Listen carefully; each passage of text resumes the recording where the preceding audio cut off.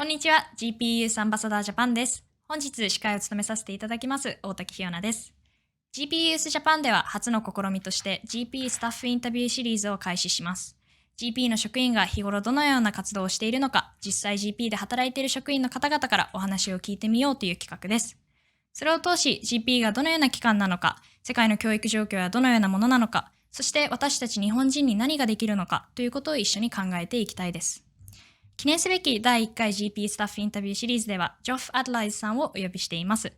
アドライズさんはメディア、政府、NGO、国際機関等と様々な視点から開発に携わった後、現在は GP 障害部の広報とアドボカシーの責任者として活動されています。約30年という経験豊富なキャリアをお持ちのアドライズさんをお呼びすることにより、GP の全体像をお伺いするだけでなく、世界の教育の変遷について様々な視点から学ぶことができると思います。Hello, we're GP Youth Ambassador Japan. Today we would like to broadcast a video of the interview with Geoff Adelaide. Mr. Adelaide has over 30 years of experience in media, government, NGO, and multilateral environments, and currently works as the manager for communications and advocacy at external relations divisions at GPE. Hello, Mr. Adelaide. Thank you so much for joining our interview today. Hello, nice to be here. Thank you for having me. We are very grateful to have you as our first guest for the GP Staff Interview Series. We will be asking 5 questions covering various topics, including what you do as a GP staff, the situation of the education sector in developing countries, and how you expect the Japanese citizens to contribute to improving education around the world. So to begin with, Mr. Adelaide, I would like you to introduce yourself about your main target areas and your roles in GPE. Thank you very much.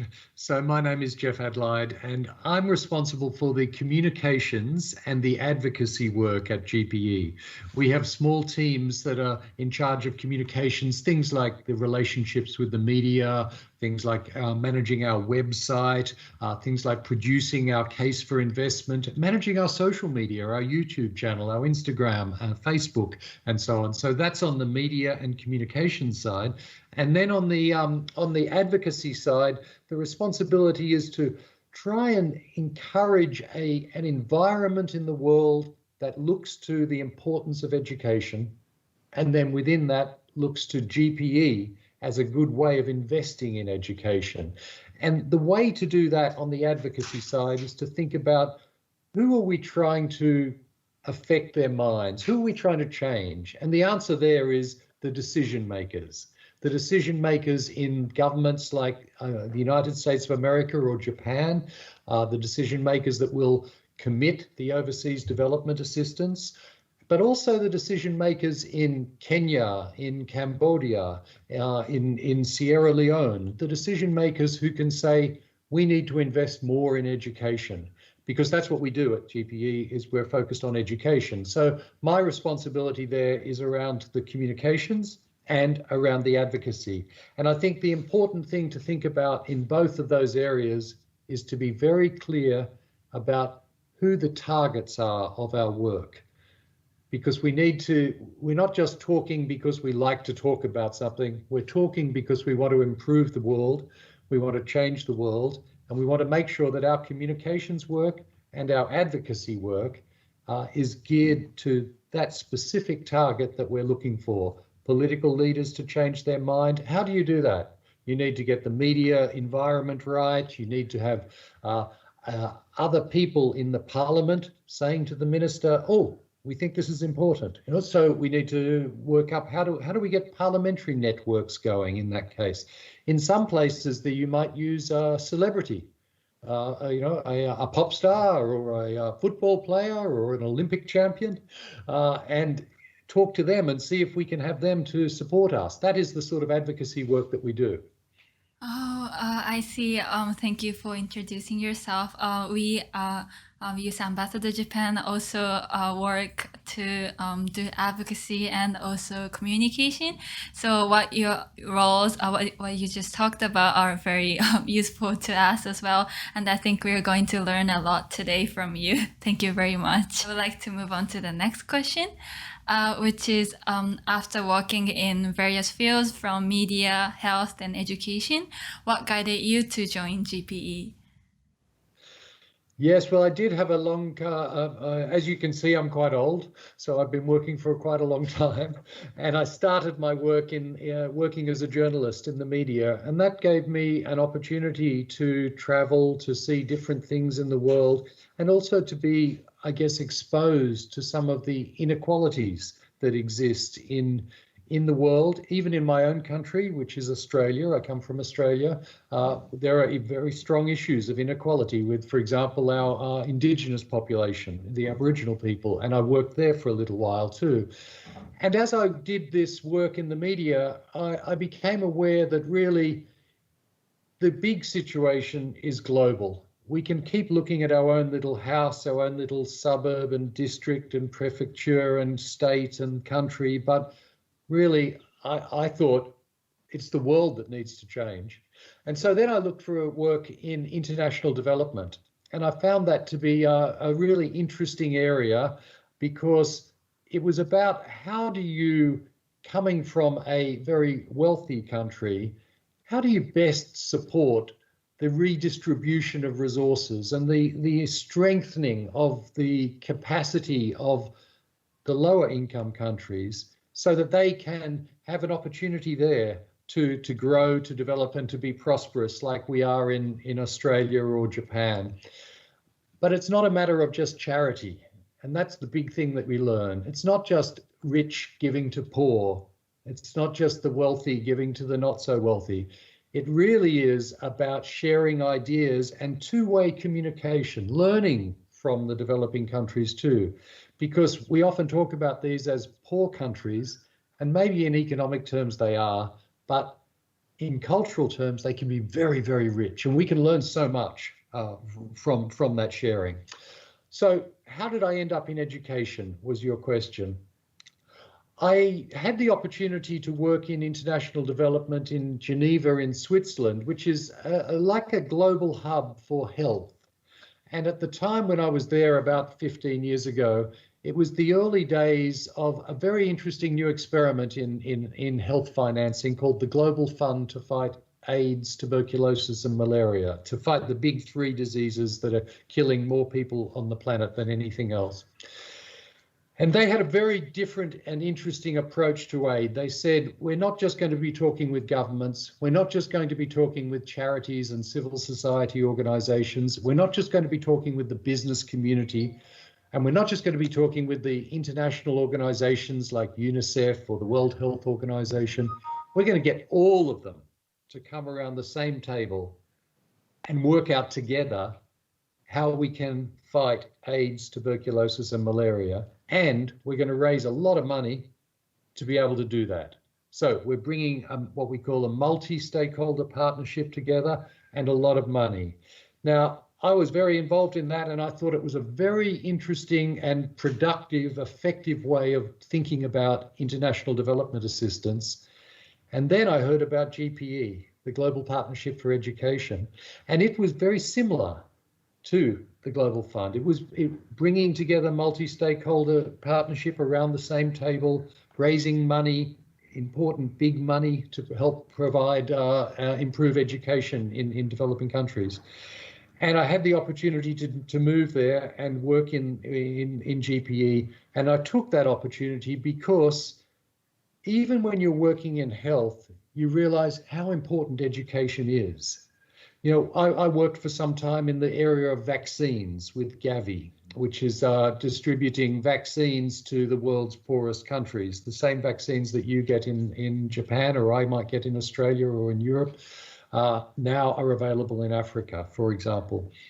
And so I worked in vaccines with Gavi. And one of the things we found was the most important thing about getting vaccines to children was to get the mothers to take the child to the health clinic. So we have a technical solution of vaccine in a needle, but you have to have the actual child come to the clinic. And what made a difference in whether a mother or a father brought the child to the clinic was whether they were educated. So you can see that an educated mother, especially a mother, but also a father, is more likely to bring a child to be immunized, is more likely to have their child sleep under a mosquito net so they don't catch malaria, is much more likely to think about the nutritious value of food. So education is the base for everything. If you have a good education, you can improve health outcomes, you can improve economic outcomes, you can be prosperous in your society. That's why I was attracted to work at GPE.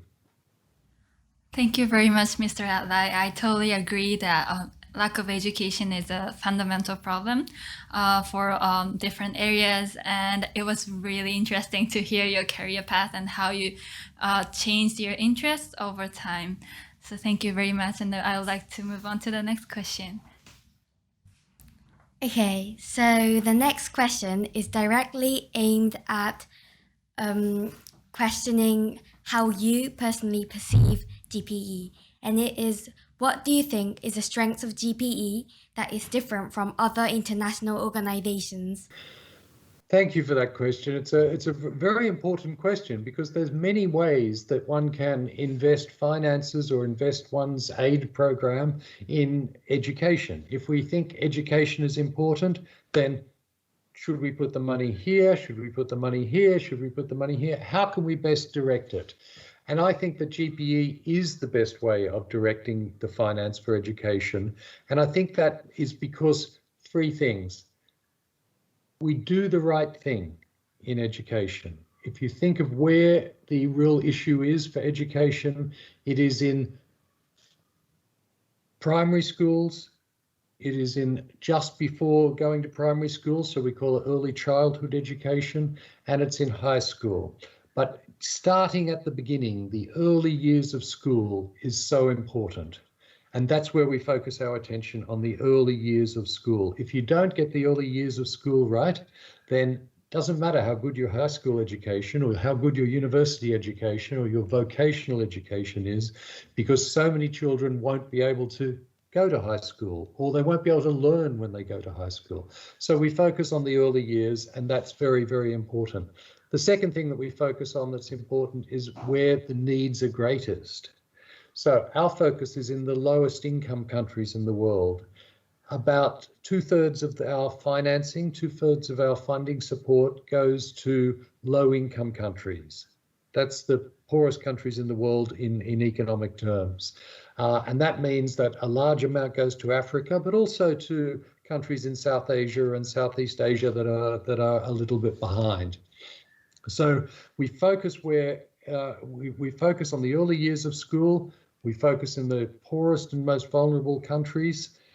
And then what's really important is that we focus on the education system, because what you need to do if you want to change and transform the education outcomes in the poorest countries is that you need to make sure that all the bits of the system are working and figure out which bits aren't working and go in and help countries to change those. So, I mean, it's not good to just train a teacher or to give a textbook or to build a classroom or to build toilets for girls. All of those things are important.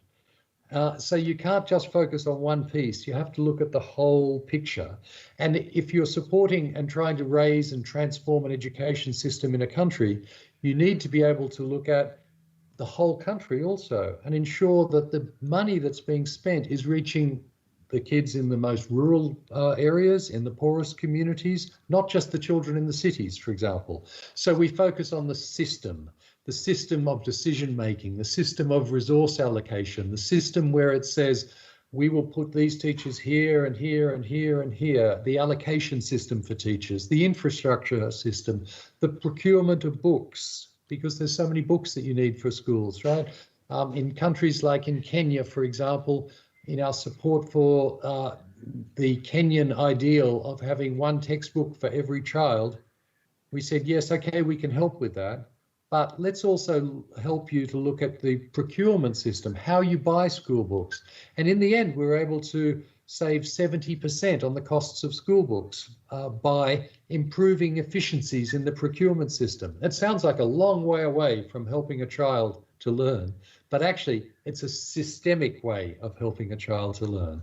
So the real benefits of GPE are we do the right thing by focusing on the earlier years of school where it matters most. We focus on the poorest countries and the most vulnerable children in those countries, and we focus at a systems level. And for all those reasons, I think that GPE is the right investment to make to help improve education outcomes around the world. Thank you for your very strong answer.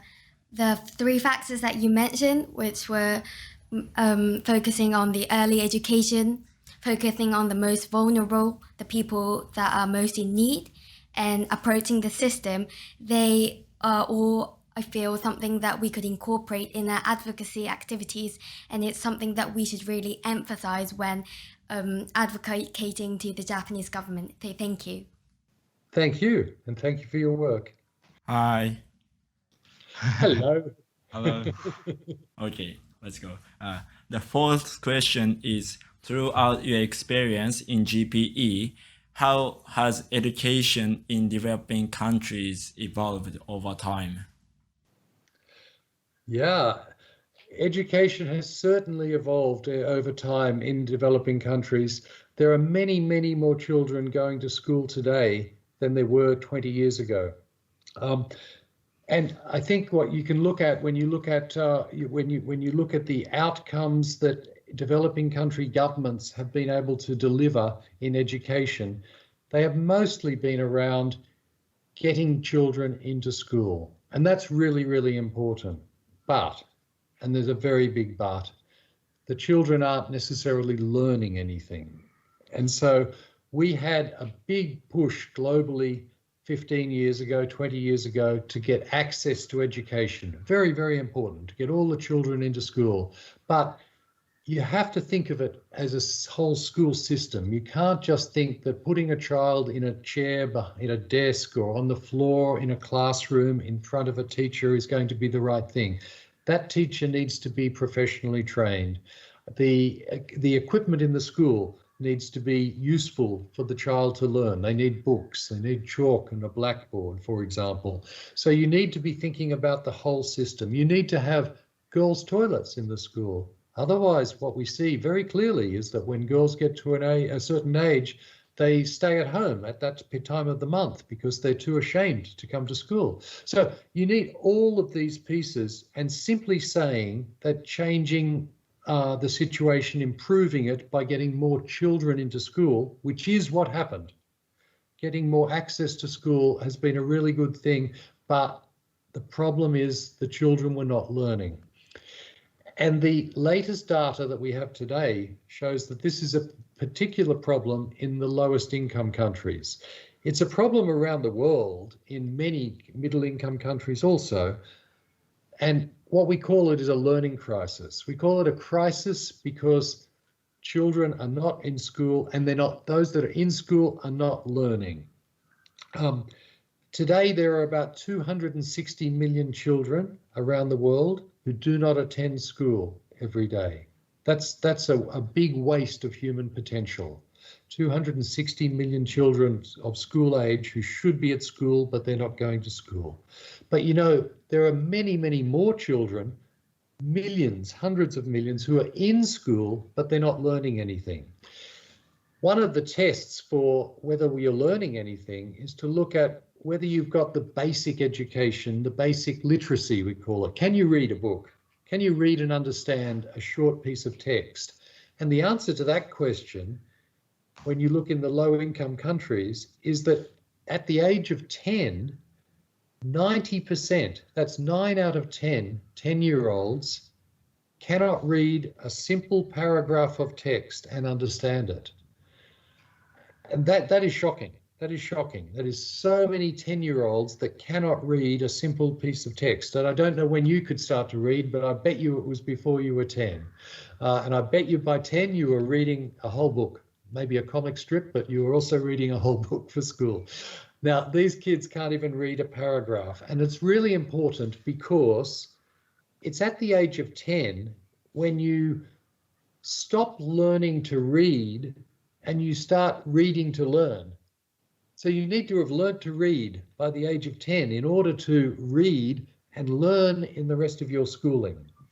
That is why this idea of learning poverty, we call it, what is the extent of learning poverty? How many children cannot read at the age of 10? And the answer is, in low-income countries, 90%, 9 out of 10. So the big change, to answer your question, that we've seen over the years in education is we've seen many more children coming to school. We've seen more emphasis on girls coming to school. So the gap between girls and boys is slowly closing. It's still not closed. There's still more problems for girls to get a good education than boys, but the gap is closing. But the problem is we haven't seen the learning indicators move significantly. So we've really got to focus on all parts of the system so that those children, who are only children once, remember, that's the thing about dealing with children. Once they've grown up and they're adults, it's too late for them to do their schooling properly again. Of course they can learn something, but the base is always in those early years. So we've seen improvements in access, but not significant improvements in learning, and that's why we're facing a learning crisis. Now, I think that the COVID pandemic has certainly even made that worse, because when all of the schools closed, it was always the most vulnerable children who had the worst experience of a school closure. When a school's open, they can go to school like the other kids, but when the school's shut, they may not have the internet access. They may not have the paper and pens at home that their richer kids have. So it really becomes a problem that is grown by the pandemic. But we already had a learning crisis. That's, I think, is the biggest changes that you've seen over time. More kids in school, girls catching up, but not enough attention to the outcome that we're looking for, which is improved learning. Okay, thank you for your valuable opinion. I strongly believe that the important thing is not to give up and work on the problems. So we continue to try to solve the problems in the long run. Thank you very much. Time flies fast. We're coming to nearly the end of our interview. So our fifth question would be, what do you expect from the Japanese government to improve education in developing countries? That's a very good question. Thank you for asking, because I think the Japanese government is in a very particularly unique position to be able to support improvements in education in developing countries. And that's because Japan has invested itself in its own population, in the education of its own population, and really has a world-class education system. So I think one of the things that the starting point should be from the government of Japan and the people of Japan is to think about, what have we learnt about investing in education? How have we invested in our children to be able to have such a prosperous society that we have, to have such a wealthy society that we have, to be one of the leading industrial countries in the world? And the answer is because we've really invested in education and invested in it in a very smart way. I understand that one of the things that happens in Japan is that there are annual publication of the learning outcomes of primary schools. And I believe that it's actually your Prime Minister's prefecture that has always, for many years, has come on top of the rankings in the learning outcomes. That's a terrific example of how you focus on what you want to achieve. You don't count how many children go to school, you count how many children are learning at school. That's the end point. Now, so therefore I can see that the Japanese system of education has obviously been very successful to focus attention on the outcomes of learning and think about what are the bits that have made the success of the children learning in primary school, that foundational learning in Japan, and how can we talk and how can we share that experience with the developing countries. So that's one thing that I think that Japan can do in helping to improve the education in the world's poorest and most vulnerable countries. The second thing that I think Japan can do is contribute some of its finances, is some of its ODA, some of its international aid program to education, but to think about doing that in a very smart way, to look at what is it we did in Japan that was successful in lifting the education outcomes over the generations, and where should we invest if we want to match that success that we had in Japan. And I think if the government does that, and the Prime Minister and Cabinet and the Finance Ministry all look at that and study it hard, I think that they will see that the best way to invest is to do like we did in Japan, to invest in the system, to invest in learning outcomes that we want to see in those early years. And I think that that will lead to a conclusion that GPE is a good investment for the Japanese yen. Now, there is a special opportunity this year, 2021, for this to happen, because Japan is a part of the group of seven, the G7 countries, which are the world's richest countries. And the G7 leaders all come together once a year, and this year, in 2021, they'll be coming together just before the Olympics. They'll be coming together in the United Kingdom with Prime Minister Boris Johnson as the president of the G7. And Prime Minister Johnson has said, and he's saying to the other G7 countries, there are many problems that we need to talk about when we come together, like COVID, like climate change. But there's one that I think is also very important and I want to be talking about, and that is girls' education. Because he says if you educate a girl, that is an investment in the future that can improve climate change, it can improve health, it can improve the economy, it can improve everything. So let's focus on girls' education. And Boris Johnson, is saying, let's invest in girls' education through investing in GPE. And let's do this together as the G7. So I think how Japan could best consider its support for developing countries is to be part of that G7 movement, to join the other G7 countries, to focus on delivering learning outcomes, especially for girls in the poorest countries of the world, and to invest in GPE to help that to happen. We will have a global education summit in London on the 28th and 29th of July this year, just a few weeks after the G7. And we hope that at the G7 countries, including Japan, will show the global leadership that is necessary by stepping up and making pledges of commitments to finance GPE over the next 5 years. Thank you very much. Yes, thank you very much for such a strong and passionate answer. In terms of the learning outcomes, I do agree that most people, I think nearly 100% of the population in Japan can read and write simple paragraphs and do simple mathematics, and that is because of the systems that we have in Japan. And there is a lot we can do to contribute that, to utilize that, or to... Sometimes you think sort of very simply, and you think, oh, we can send our Japanese teachers there, or we can send out textbooks, or we can send supplies, or we can build a school. All of those things can be very useful. But if you don't address the whole system and make sure that you've got teachers being trained and teachers being sent to the right places, you've got the infrastructure, you've got the supply of books, all of the things that you need to make a education system work, then something's going to go wrong somewhere and those kids aren't going to learn. And, if they miss out now, they could miss out for a long time because you're only a child once. So in terms of the upcoming G7 summit in London in June, there is a lot of things that the Japanese government can do as part of G7 countries. And in terms of that, we were thinking of there must be something that we can do as a Japanese youth.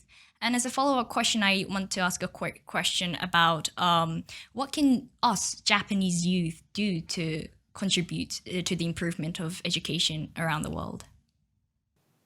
Very good question. And the first thing to say is I want to say a very big thank you to you and your colleagues there who have come together as a group of youth to promote education around the world and to support GPE in this campaign to raise our hand to finance GPE over the next 5 years. So thank you.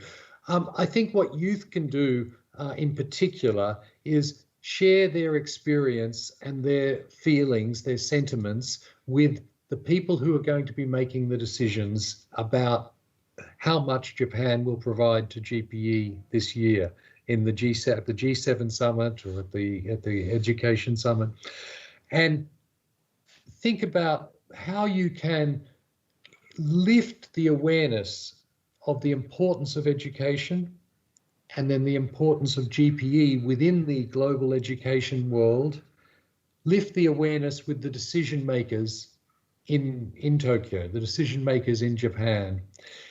And that means if you're able to talk directly to those decision makers, take that opportunity to talk. But think about who is it that influences them.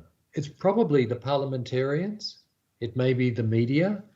It may be some other coalitions of supporters. And go and talk to the parliamentarians and say, hey, we are here because I can see that you're a very well-educated Japanese woman.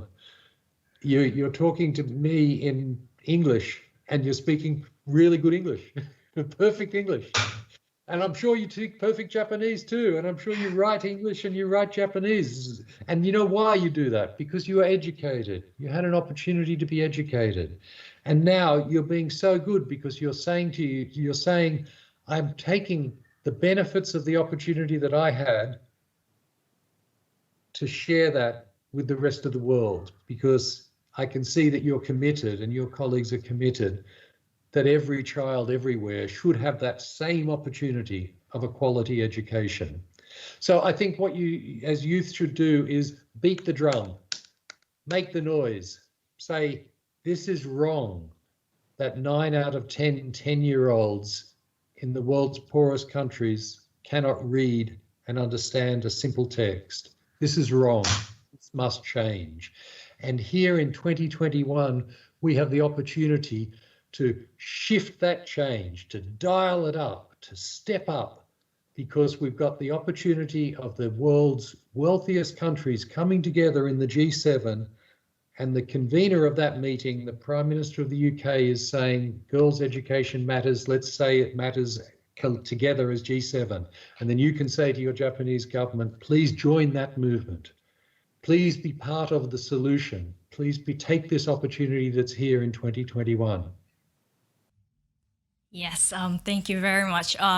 We've started going to the parliamentarians and talking about our experience in these last 2 months or so, and yeah, and that is pretty a lot of work and a lot of practice is needed to talk to those people who can actually change the system or the system of the government and system of the ODA and stuff. So your words definitely has motivated us to work even harder on that. So thank you very much. Thank you. And you know, when you talk to the parliamentarians, you should also be thinking about what's on their minds now. You know, what we're trying to get girls' education and education onto their minds, but what are they thinking about? And they're probably, one of the things when they're thinking about international affairs and they're thinking about the world, they're thinking about COVID. They're thinking about the pandemic that the world has been struck by in this last year. And you know, COVID really caused a big setback in a lot of education. And what we at GPE did was that we quickly mobilized $500 million, and we got it really quickly, within weeks, into the hands of the governments in the poorest countries who were having to close down their schools because they were afraid of the spread of the pandemic, of the spread of the virus. And so they said, we need help. We need to figure out how can we keep learning going when we close our schools? And then how can we think about reopening our schools and the best way to make sure we get all the children back? So that's where GPE stepped up, and we provided $500 million very quickly to support the world's poorest countries, the world's poorest countries, to be able to think about keeping learning going and starting learning again as soon as possible. And so COVID is a very good example of where a crisis hits and you have to move quickly to help those most in need. And I'm quite proud to say that I think GPE was able to do that during the course of 2020, and we're seeing the benefits of that now in 2021. But we have to take that opportunity of all of the learning that happened about how to reach kids who weren't in school. We have to apply that now into the future and make sure that every child everywhere has the opportunity for a quality education, just like every child in Japan has.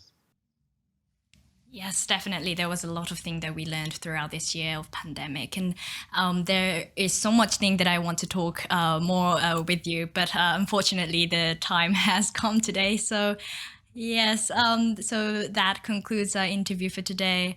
Mr. Adlai, thank you so much for taking your time to participate in this interview. It's my pleasure, and thank you so much for putting all of your effort and energies into looking after the interests of those children in the world's poorest countries. We need the support of the youth in countries like Japan, and we need the support of the Japanese government. Thank you. Thank you. We were able to learn a lot about GPE and the situation of the education sector, as you talked about a lot in developing countries. And it surely made us think what we can do as Japanese people and as Japanese youth to contribute to improving this situation. So thank you very much. アデライドさん、興味深いお話をありがとうございました。GPE がどのような機関なのか、そこで働いている職員は日々何を経験しているのかということを皆さんと共に学べたと思います。